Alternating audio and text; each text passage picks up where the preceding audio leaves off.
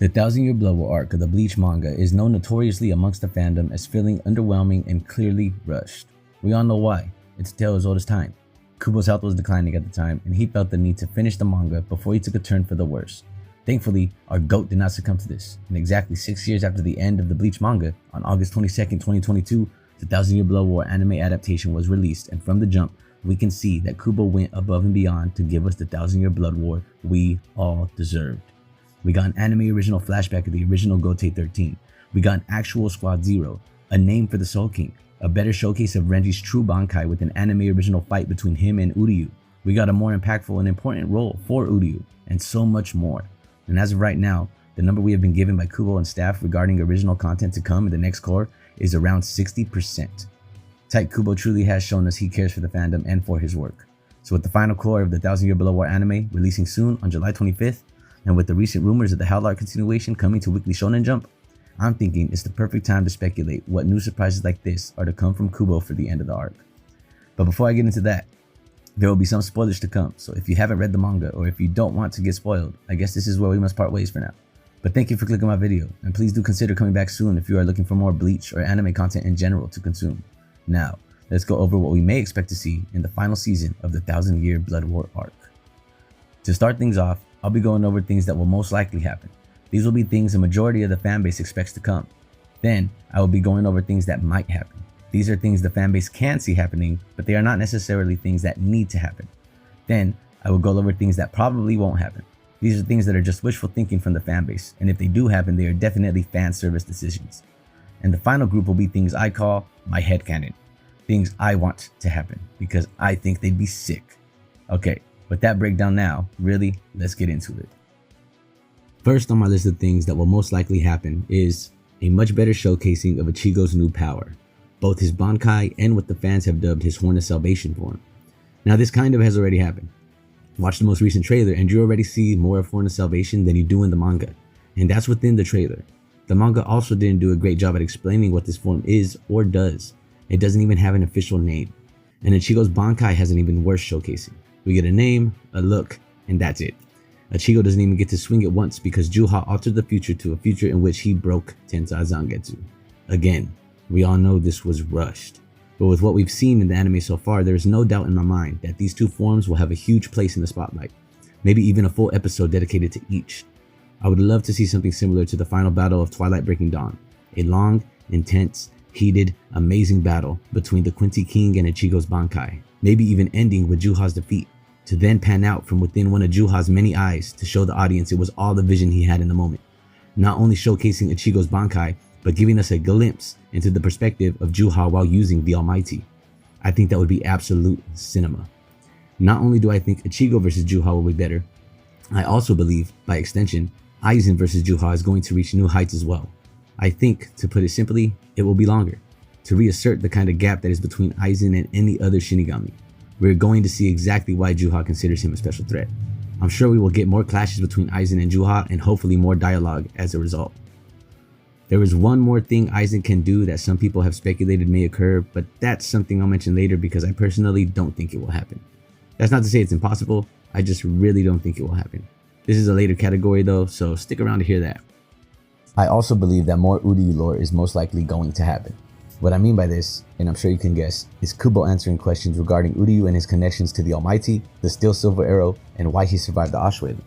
Why didn't Juha see Uryu firing the arrow with the Almighty? Could he just not see him? If so, why? Is it because they both have the A shrift that Uryu is connected to the Almighty? Is this the same reason he survived the Ashwaylen? Maybe his blood is the blood that was used to make the Steel Silver Arrow, and that's somehow negate the effects of the Ashwaylen because maybe the blood was drawn at the moment it occurred. That's a lot of speculation though. But the point is, these kinds of questions are here because the manga didn't give us any answers. As I mentioned in the intro, the Thousand Year Blood War has already given us a more impactful Uryu, now having multiple new anime exclusive fights, and he's the Quincy that killed Squad Zero member Senjumaru in her Bankai state.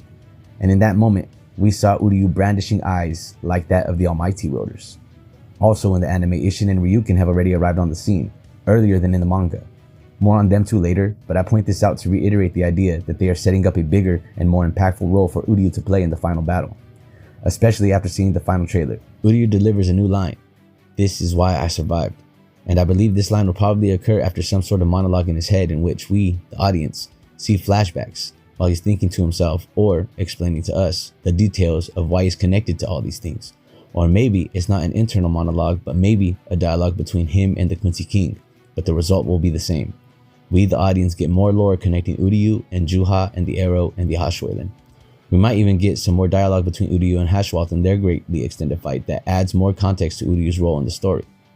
All these questions went unanswered again because the manga was rushed, but now Kubo and the team around him have been working towards a more impactful and more important Uryu, and in this final season, I believe we will see him come to light fully.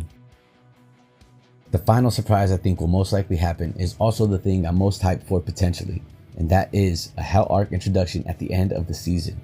Now I don't think this will happen because previous covers have dropped hints, no, though there have been subtle ones. But I think this will happen mostly because of things happening outside of the anime itself, and things happening within the community and with Kubo and production staff. One thing that stood out to me was the process that went into picking Kazui Kurosaki's voice actor.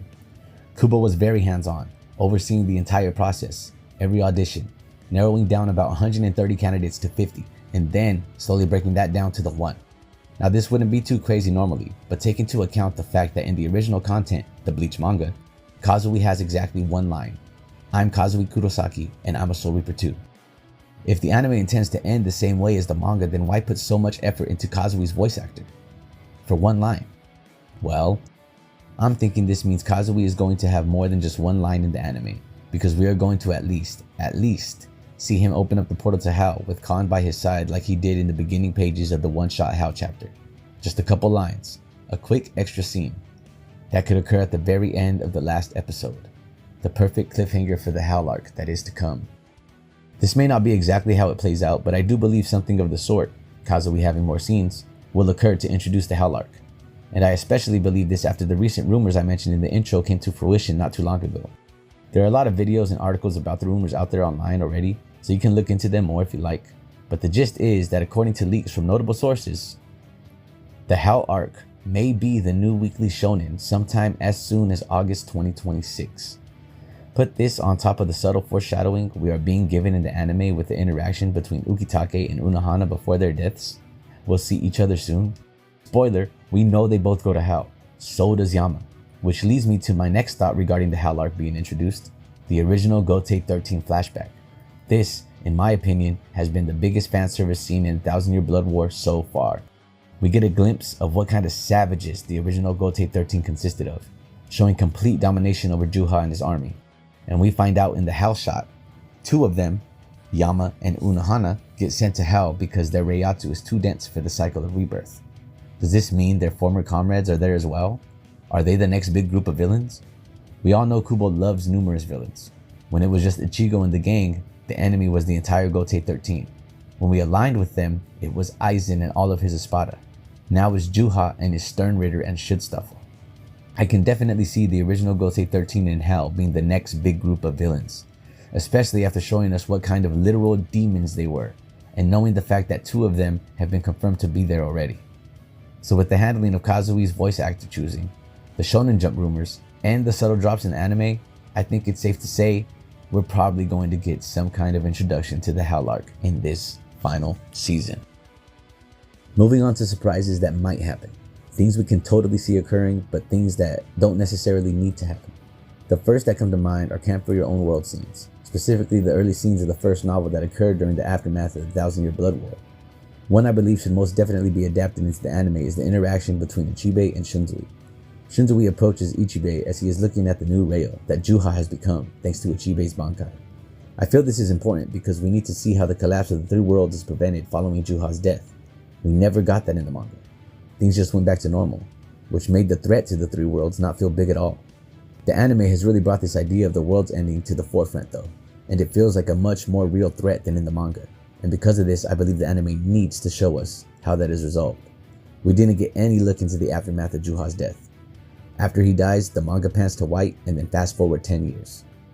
Maybe we will even see Haribel show up with Nell and Grimjo to thank the Soul Society for her rescue. I would love to see the Queen of Fuecomundo again before the arc ends. Also, the respect Ichibe shows Grimjo in this moment of the Camp for Your Own World story would be so nice to see. Another camp for your own world scene that could potentially occur is Tokinada's defeat of Uetsu's Asauchi safe. We may not see Tokinada, but we may see Uetsu arriving to the scene shortly after having been revived by Ichibe. Kubo has stated that there will be characters introduced into the anime that even manga readers will be surprised to see. Maybe Tokinada is one of those figures? If they intend to do something with Camp for Your Own World, I think they may make it a movie, to ride the hype of the 1,000-Year Blood War and to keep momentum going for the Hell Arc to come. I'm starting to wish too hard, but that's honestly where I think this will go if they decide to include Camp for Your Own World content. It's headed to being in a movie.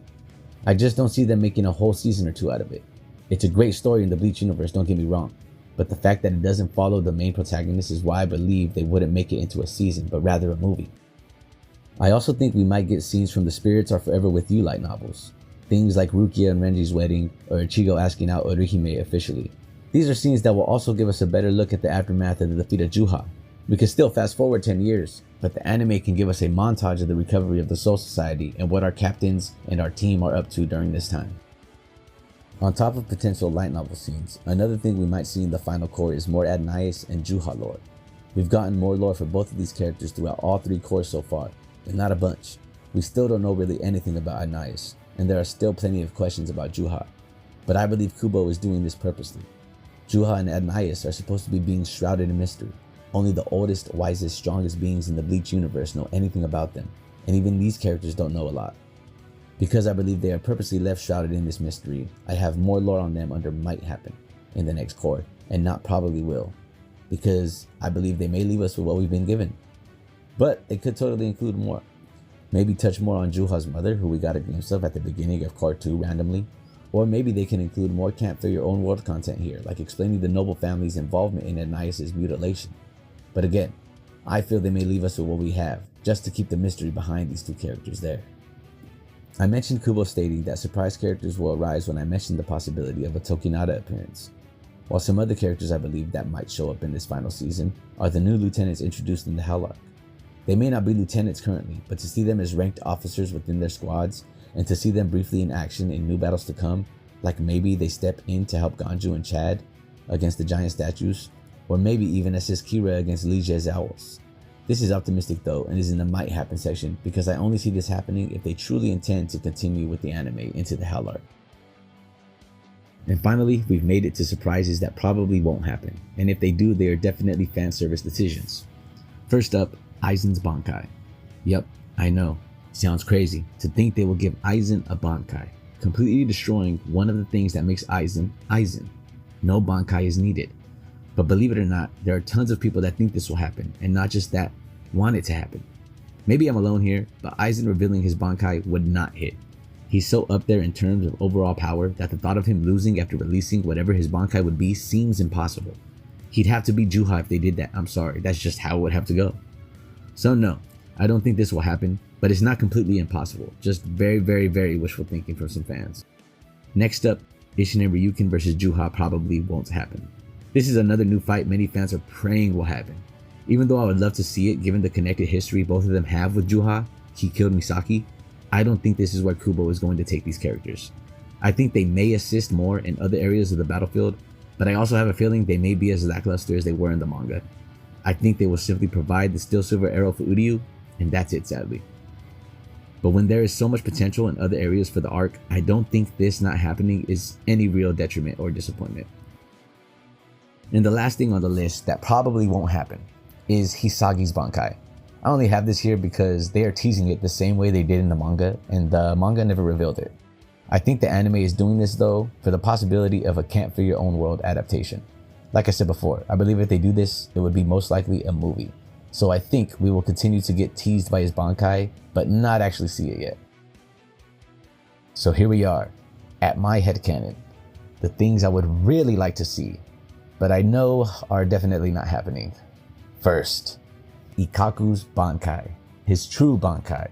We clearly saw an unmastered Bankai, and on top of that, we saw him get the black pill that holifies his Bankai, allowing him to use it without threat of it being stolen by the Quincies. Why show us him obtaining that? Give us his Bankai, redeem his Bankai, please, Kubo. And speaking of Bankai, we need a name for Zaraki's. We all know it needs to be Nozarashi Yachiru. It must be. How sick would it be if after Yachiru says Bankai for Kenpachi, She also says Nozarashi. And as Kenpachi is looking up at her and realizes what's going on, he yells her name one more time, Yachiru! And bam, she tricked him into saying his Bankai's name.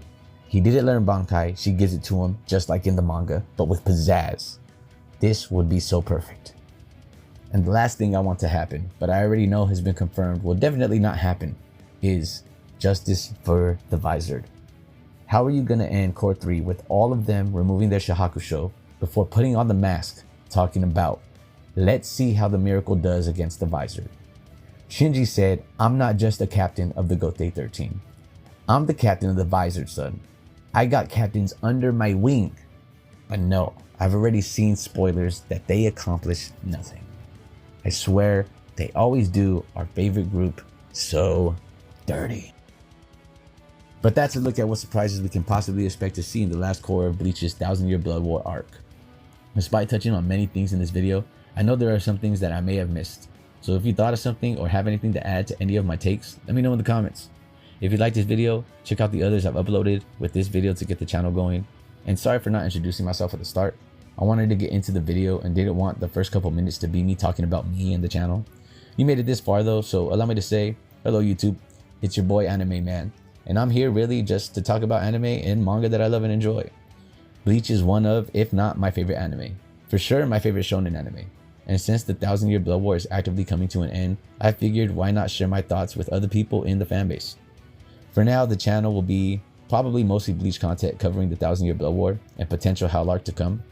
But if you check out the channel, you'll see a Dead Man Wonderland video there too. If it's not up now, it will be up in the next couple of days, because I do intend this channel to be a place for anime content in general. Well, thank you all for watching. What else can I say, man? It's been your boy Anime Man, and I've got more anime to watch and manga to read. See you in the next one. Anime.